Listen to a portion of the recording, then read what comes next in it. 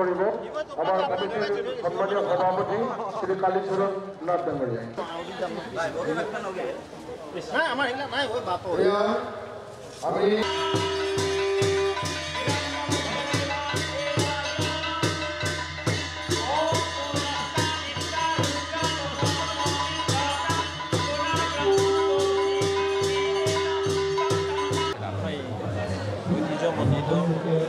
আমি আহুতি প্ৰদান কৰিবলৈ বিশিষ্ট প্ৰধানক হিচাপে আমন্ত্ৰণ জনাইছো চৌকিগেট নিবাসী বিশিষ্ট সমাজকৰ্মী শ্ৰী পূৰ্ণনাথক তথা আমন্ত্ৰিত প্ৰধানক হিচাপত আমি আমন্ত্ৰণ জনাইছো গুৱাহাটী নিবাসী বিশিষ্ট ব্যৱসায়ী দীপক কলিতা, দৰং জিলাৰ মহকুমা কৃষি বিষয়া শশাংক গোস্বামী, ব্ৰহ্মপুত্ৰ বিজ্ঞান বিদ্যালয়ৰ অধ্যক্ষ কিৰণ চন্দ্ৰ কাকতি, চিকিৎসা বিষয়ে ৰামপুৰৰ ডাক্তৰ গিৰীন্দ্ৰ বৰুৱা।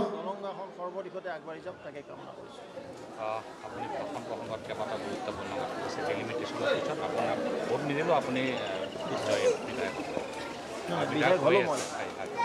হয়, যিহেতু আপোনাৰ ডেলিমিটেশ্যন গোটেই আমাৰ কুকপাৰ মৌজাটো আমাৰ ৰঙিয়া সমষ্টিত সোমাই গ'ল।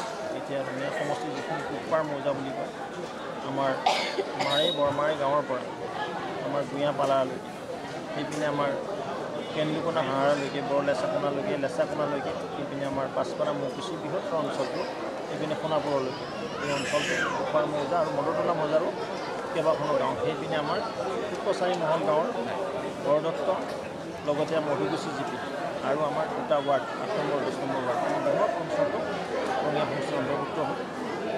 মই প্ৰভু বিষ্ণুচৰ প্ৰাৰ্থনাৰ কিদৰে এই অঞ্চলটো ৰঙিয়া যিদৰে উন্নয়ন কৰিবলৈ সক্ষম হৈছোঁ এইখিনি যেন কৰিব পাৰোঁ তাকেই মই কামনা কৰিছোঁ। আৰু বিধায়ক এতিয়া হ'লেও এইটো পাৰ্টৰ আৰু এই পাৰ্টৰ ৰাইজক কিদৰে শ্ৰদ্ধা ভক্তিৰে আগবঢ়াই নিব পাৰোঁ, সাংস্কৃতিক শৈক্ষিক দিশত আগবঢ়াই নিব সেই নিমিত্তে কাম কৰি যাব কৈছোঁ। 26ৰ পিছত আপুনি ইলেকশ্যন 26ত খেলিব 31ত কৈ দিছোঁ মাননীয় মুখ্যমন্ত্ৰী মহোদয় কৈছোঁ মই দলৰ নীতি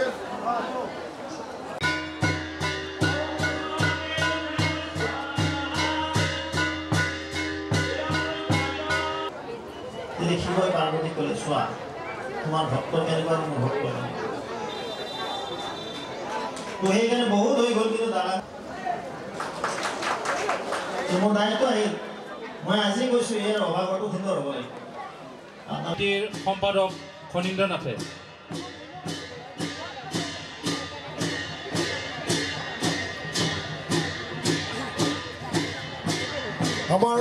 যিকোনো খবৰৰ বাবে যোগাযোগ কৰক 7099017330 লগতে 7099017110 নম্বৰত।